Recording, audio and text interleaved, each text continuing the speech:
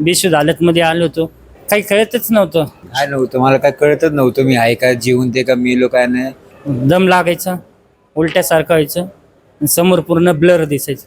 त्याच्यानंतर जेव्हा उठलो, जेव्हा सगळं दिसायला लागलं. असं माझं सांगणं त्यांना हेच असेल की जीवनाची उमेद न हरता त्यांनी पुन्हा एकदा आपल्या आयुष्याला सुरुवात करावी.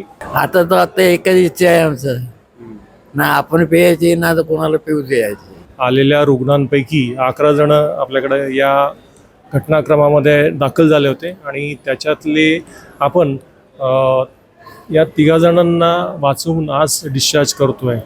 विषारी दारूकांडाने पुणे आणि पिंपरी चिंचवड हादरून गेली. यामध्ये 25 जणांचा मृत्यू झाला. मात्र त्यातलेच हे 3 आहेत ज्यांना जीवदान मिळालेलं आहे. यांच्यावरती उपचार करणं हे डॉक्टरांसमोर मोठं आव्हान होतं.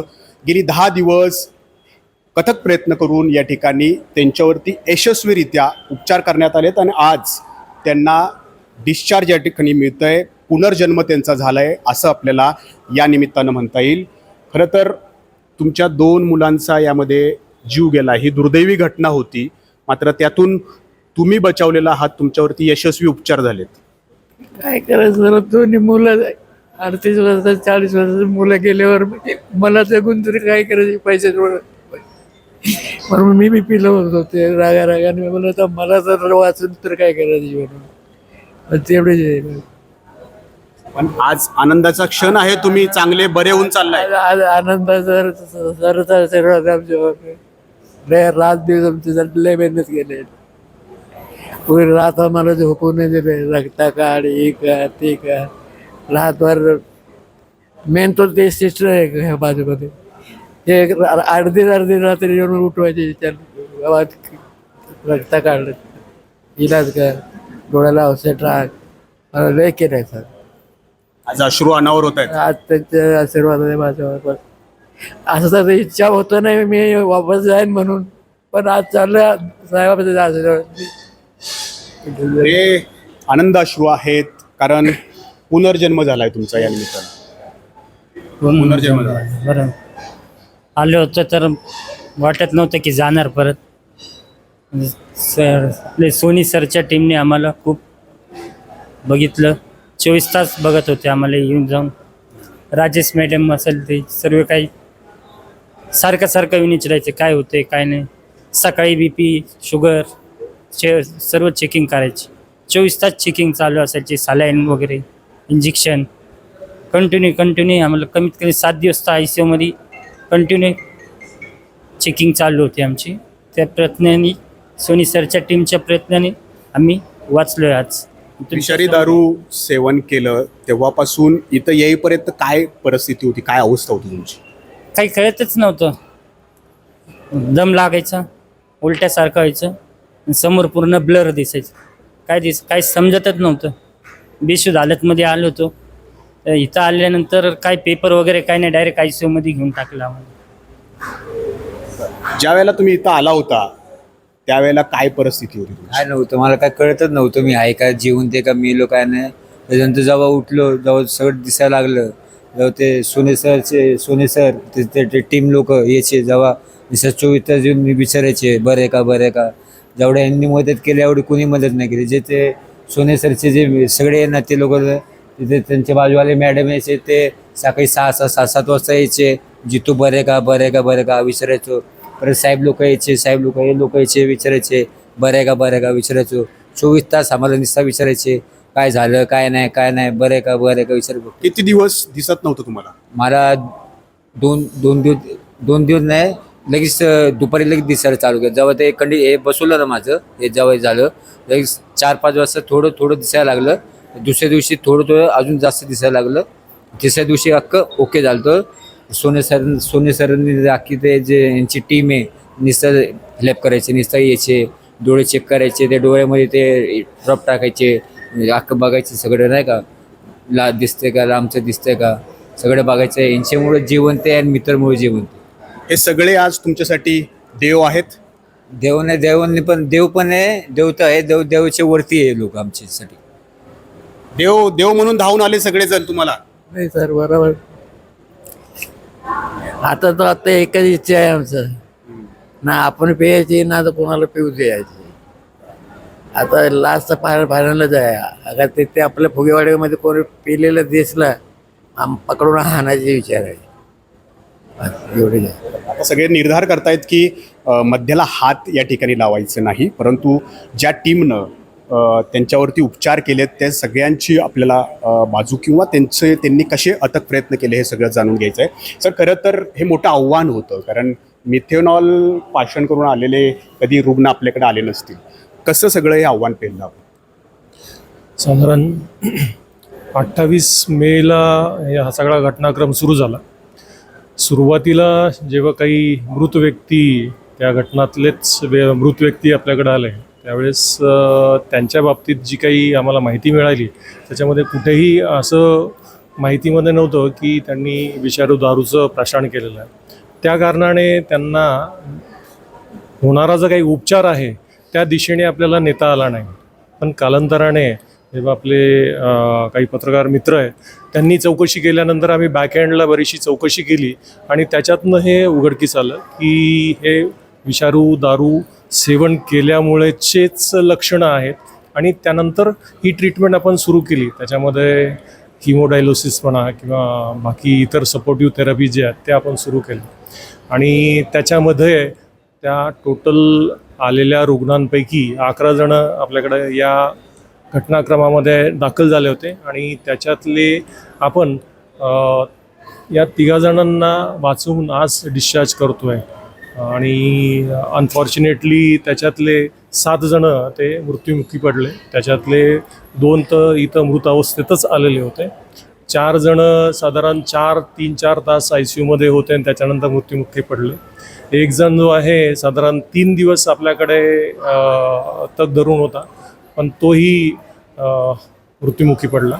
आणि हे 3 जणं जे आहेत ते बरे होऊन घरी जात आहेत. असं माझं सांगणं त्यांना हेच असेल की जीवनाची उमेद न हरता त्यांनी पुन्हा एकदा आपल्या आयुष्याला सुरुवात करावी, नव्याने सुरुवात करावी.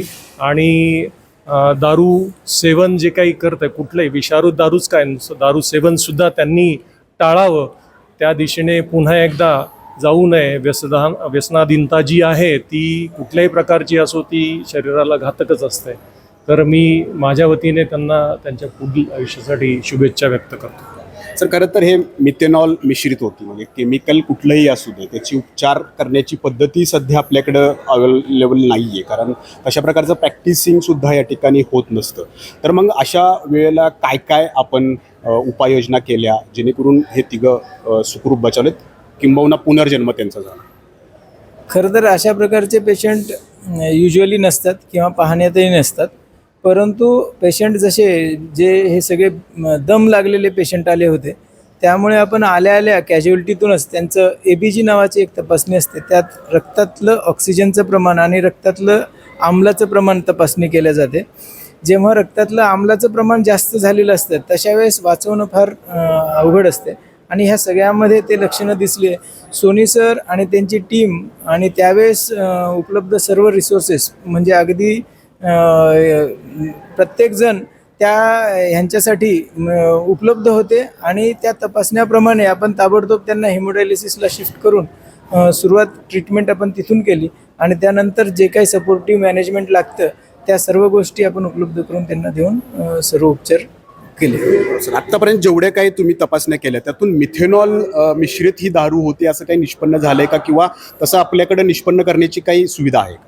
नाही, आपण तर मिथेनॉल मिश्रित आहे का नाही हे सांगू शकत नाही. परंतु जी लक्षणं होती सगळ्यांची एकसारखी होती, म्हणजे कुठलं तरी विषारी घटक आहे जे रक्त आम्ल चयापचयी रक्त आम्ल वाढवते. तर ते तशा परिस्थितीत आपल्या पेशी जिवंत राहणे फार अवघड असते. आणि त्यातून बाहेर काढण्यासाठी जे बायकार वगैरे द्यावं लागतं ते देऊन आपण त्यांना लवकरात लवकर त्यातून रिकवर करण्याचा प्रयत्न केला.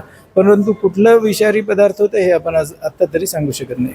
डॉक्टर सोनी आणि यांच्या सगळ्या या टीमनं यांना जीवदान दिलेलं आहे. सर, खरं तर देशात असे याच्या आधी काही रुग्ण होते का? तुम्ही कसा अभ्यास सगळा केला यात? याच्या अगोदर भारतामध्ये अशा 5-7 ठिकाणी काही आउटब्रेक्स झालेले आहेत मिथेनॉल पॉयझनिंगच्या. मागची जी पॉयझनिंगची केस झाली होती ती 2020ची आहे घटना.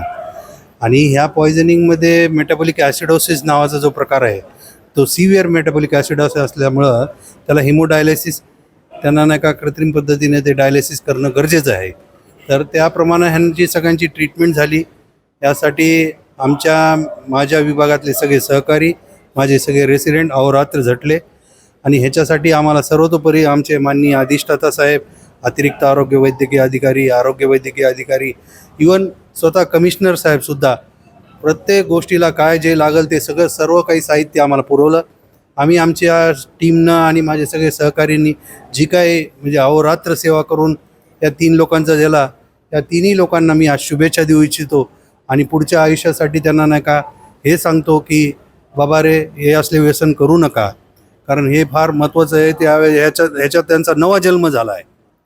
नमस्कार सर. खरं तर अशी दुर्दैवी घटना भविष्यात कधीच घडू नये, मात्र जर घडलीच तर आता आपण प्रिपेअर आहोत. नक्कीच आपण अशा ज्या घटना आहेत त्याच्यासाठी वैद्यकीय परिषदेचे किंवा याचं जे मानक आहे, आपलं डायरेक्टरेट मेडिकल एज्युकेशन त्याचं जे मानक आहे त्याच्यानुसार एक डिझास्टर मॅनेजमेंट प्लॅन हा प्रत्येक एमर्जन्सी वॉर्डमध्ये ॲक्टिव्ह पाहिजे. आणि त्या दृष्टीने आपण आपला डिझास्टर मॅनेजमेंट प्लॅन जो आहे तो आपण तयार ठेवलेला आहे. त्याच्यामध्ये अशा काही घटना, जळिताच्या घटना किंवा फ्लडच्या घटना, अशा सगळ्या केसेस जेव्हा मास कॅज्युअल्टी आपल्याकडे येते तर त्या दृष्टीने सगळं पूर्वतयारी आपण करून ठेवलेली असते. त्यावेळेस जास्तीच्या बेड उपलब्धता, जास्तीचे डॉक्टर उपलब्धता, कर्मचारी उपलब्धता, ती ऐनवेळेस कशा पद्धतीने करायचं त्याचं एक आपण स्टँडर्ड ऑपरेटिंग प्रोटोकॉल जो आहे तो तयार करून ठेवलेला आहे आणि त्याचा रेडीनेस आपल्याकडे आहे. तर विषारी दारूमुळे 25 जणांचा जीव गेला. सुदैवाची बाब म्हणजे या तिघांचा यातून पुनर्जन्म झाला. तो पुनर्जन्म झाला कारण देवासारखे हे सगळे डॉक्टर जे आहेत ते या ठिकाणी त्यांच्यासाठी धावून आले. मात्र आता या विषारी दारूच्या सगळ्या दारूकांडातून सर्वांनी धडा घेणं गरजेचं आहे. जे दारूच्या आहारी गेलेत त्यांनी या व्यसनापासून दूर होणं गरजेचं आहे. कारण तुमचं कुटुंब आहे, कुटुंबात तुमचे सगळेजण घरी वाट पाहत असतात. कुठलीही अशी दुर्दैवी घटना घडू नये म्हणून हे दारूचं व्यसन प्रत्येकानं सोडण्याची हीच ती वेळ आहे. कॅमेरामॅन शैलेश जाधवसह नाजिम मुल्ला, ABP माझा, पिंपरी चिंचवड.